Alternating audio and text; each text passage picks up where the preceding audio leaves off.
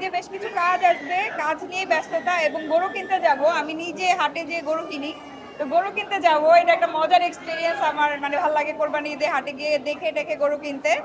তো গরু কিনবো, গরু কোরবানি দিব আল্লাহর নামে। তো আল্লাহ যেন কবুল করে, আমাদের সবাইকে যেন ভালো রাখে এবং আমাদের দেশের যে পরিস্থিতি, এই পরিস্থিতিটা যেন খুব তাড়াতাড়ি ঠিক হয়ে যায়। কুরবানি আমার গ্রামে দেওয়া হবে, আবার হচ্ছে আমার গ্রামের বাড়ি ময়মনসিংহ, সো ওইখানেই দেওয়া হবে। ঈদকে কেন্দ্র করে বাজেট কিরকম? কেন্দ্র করে বাজেট আসলে বাজেটের কথাটা আসলে বলতে চাই না। আসলে ঈদ নিয়ে আগামীকাল থেকে ভাববো। এখন এই যে অনুষ্ঠানটা শেষ করব, রাত 9টা-10টায় অনুষ্ঠানটা ঠিকঠাক মতো শেষ হোক। আজ অনেকদিন ঘুমোই না একটু শান্তি মতো, আজকে একটু ঘুমোতে চাই। কালকে ঘুম থেকে উঠে তারপর ঈদ নিয়ে ভাববো, আপাতত কোনো ভাবনা নেই। ঈদটা এনজয় করবো, নিজের কাজগুলো দেখবো, ঈদে এতটুকু। ঈদটা আমাদের বাসায় খুব উৎসব মুখর থাকে, বিকজ ঈদ মানে হচ্ছে ফ্যামিলি সবাই বাসায় থাকে। আর তাছাড়া ঈদ আর হচ্ছে উৎসব মুখর বিকজ অফ আসছে। এই ঈদকে নিয়ে প্ল্যানিং হচ্ছে সিনেমা দেখে যাবো। কোরবানি দেবো, মাংস খাবো, সবাইকে মুবারক বলবো। সামনে কোরবানি ঈদ এবং ঈদের তো প্রত্যেকটা ঈদে তো আমাদের কাজ হয়, আমাদের একটা ফেস্টিভ্যাল।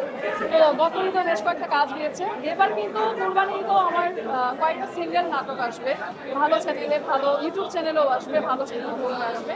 তো এবার আয়োজনটা একটু বেশি, আমার বেশ ভালো ভালো কয়েকটা কাজ আসবে।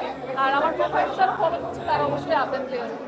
এই ঈদে জামা জুতো অ্যাক্সেসরিজের ডিসকাউন্ট। ছোটবেলায় তো আসলে মজাটাই করতাম, এখন দায়িত্বটা বেশি। এখন আসলে কোরবানির 2-3 দিন আগে থেকে আমার দায়িত্বটা শুরু হয় এবং কোরবানির মাংস বিতরণ পর্যন্ত দায়িত্বটা থাকে। সো মিস করি ছোটবেলায় আসলে ভালো ছিলাম মনে হয়। তখনকার ঈদ একরকম, এখনকার এনজয়মেন্টটা আসলে অন্যরকম, অন্যভাবে উপলব্ধি করি।